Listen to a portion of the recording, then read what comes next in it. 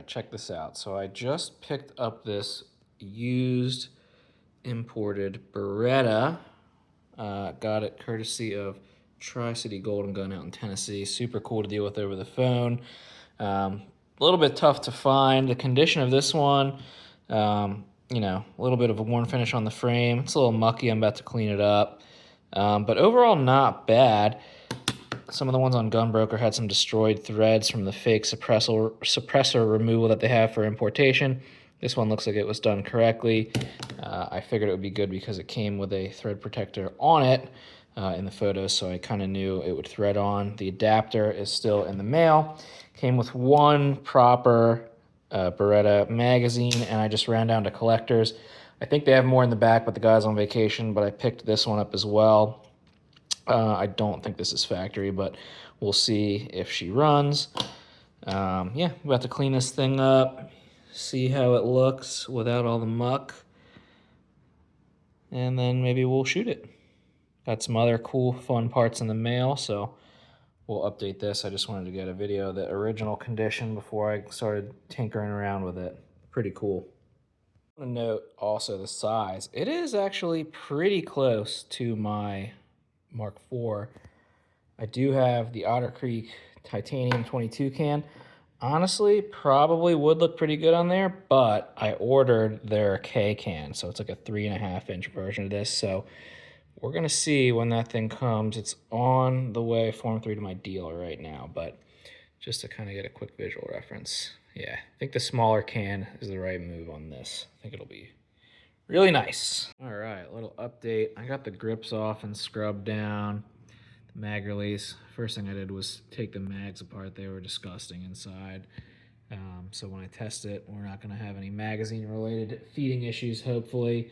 The slide, I gave a quick blast and wiped off, debating still if I'm going to punch out the extractor and firing pin and all that.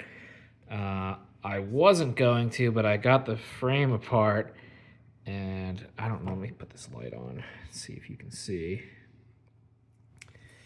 It is pretty crusty in here. I mean, pretty gnarly. Kind of what I expected, but at the same time, frick. So, I don't know. This guy might have to come apart more. Might have to take a trip to the Sonic cleaner. Might just blast her off in the sink and hit it with some Ballistol and stuff. We'll see what I want to do with it, but yeah, pretty gross in there. But it's also, I don't even know, 50-something years old probably, so. All right, we finished the preliminary degrossing. I ended up just blasting this thing under hot water in the sink, and then obviously immediately flushing everything out with oil so it doesn't get rusty, but it seems to have been the move because there was just so much shit in there that it was not going to come out with just brushing. I mean, there's still crap in there. This thing probably going to go in the cleaner. I don't know what all this frame damage behind the grips is from. It can't have been disassembled that many times. Weird. And then the grips, pretty gross, but I have new ones coming. I scrubbed the shit out of these with, soapy water. I had a pick in here trying to get all the human sludge and all that. And the magazines, like I said, are good already. And the slide, once I got kind of some of the surface rust re-oiled and wiped off, looks to be in pretty good condition. It just is still soaking with a little bit of Ballistol on it, as is everything else. All right, here's where we left off. We got it more detail stripped and ready for the Sonic cleaner. I didn't want to be smashing on these pins, but the disconnect and the hammer are still in there, but I think there's plenty of open space for the solution to get clean. And I didn't want to smash out this pin either. It's just late right now. I might still do it. And what I'm thinking is I got some aluminum black to restore this frame. So the worn look, I don't even dislike it, but I think I'm just going to give it a shot, especially stuff like this, and these little specks look like crap under the grip. So we'll give it a shot, and then possibly touch up some of the small parts, maybe with some cold blue. This doesn't bother me as much as the frame, but the grips are going to be new. The can's going to look brand new, so I think will make the frame look brand new to match. All right, I'm messing with the Beretta again. Tonight's project is gonna be cleaning up the frame. So I wasn't sure if I was gonna leave this worn edges and all that on here. The kind of battle worn finish that would naturally occur usually is kind of cool. I don't hate it.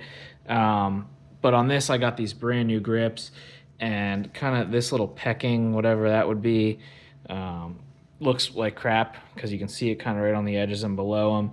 And this stuff on the edges, I don't know that that's holster wear. I think that's just lazy throwing 1,000 of these in a box when they import them. So what I did was hit this with some quadruple zero steel wool per the directions. I got this aluminum black that I've seen some other people use, like Babyface P and whatever. So I'm going to try that. I'll probably start with kind of this stuff under the grips because it doesn't really matter. And the import marks, we'll knock those out. And if I like the way it turns out, then I'll probably hit these other kind of rough edges and see how it comes out. I mean, that's just like crazy. Especially because the slide is in such good condition and the grips are new, and the suppressor, this isn't the one I'm going to run, but is also new. It's just kind of going to look weird to have a super hammered frame. So let me play with this and I'll report back. All right, so this is the finished product. I did end up doing a little bit of extra touch-ups with that aluminum black, and it definitely darkened some of those marks, but it did not completely restore them. As you can see, like this back area, it didn't really last super long, but it's slightly darkened. I'm sure you could do a bunch more coats and have that come out better. I did end up repainting the safety selector just because in the sonic cleaner that paint kind of lifted out. And I left some of the controls alone because I didn't really mind the wear. What I did do was re-cold blue some of the hardware because this stuff was a little bit crustier. And then obviously I got these new wood grips on here just from an eBay seller, which I think look pretty fantastic. Where the aluminum black did work really well was darkening the importation marks there. So other than that, the deep clean worked really great, and the gun's been shooting exceptionally well also, which for a rimfire gun is awesome. I ended up getting this EWK thread adapter. It's probably the best one based on my research. It's actually blued, which kind of matches the rest of the gun, right? And then in the front of it is a provision for an Allen key, so you can tighten it on there without having really ugly wrench flats. And then this is the Otter Creek Labs Titanium 22K can, which unfortunately they're not going to continue producing based on some recent posts. So if you want one of these, you got to find one that's out there now and grab it. I'll throw some videos in here because we have been shooting it and the performance is great. Not a huge difference from the full-size one, and I think for a gun this size, it looks really good. The other good thing I was able to get is this leather bag. I just got it from an Etsy seller, and I had them put the Mossad logo on there just because that's kind of what this is a clone of.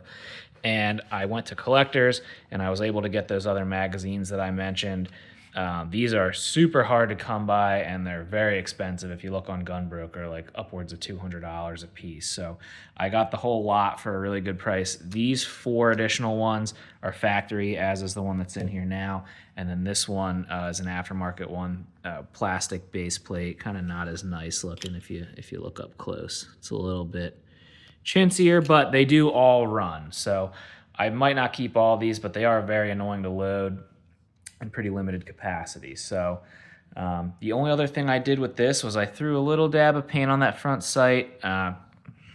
They're just really bad sights. So, but then again, you're not shooting this thing super far anyway. And then I coated it with some of that Renaissance wax just because it's kind of a fingerprint magnet and I want to keep it nice to look at because, you know, this is more of an aesthetic, fun gun to have than a shooter, although it is so far probably more reliable than even my Mark IV. So I'll throw in some shooting clips from when we first got it up and running and then after we installed the parts and the other suppressor and all that. But this thing has been kicking ass and I think it looks really good too.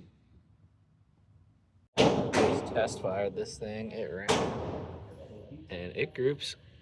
Okay, so that was like a 7-yard group. What's up? Here's the update on the test firing of the Beretta. The magazine it came with and the aftermarket mag both work so far. I've got like maybe 5 or 6 mags through it. 5 yards. Dude. Off to the side. I mean, for how little it is and how poor the sights are, that's pretty good.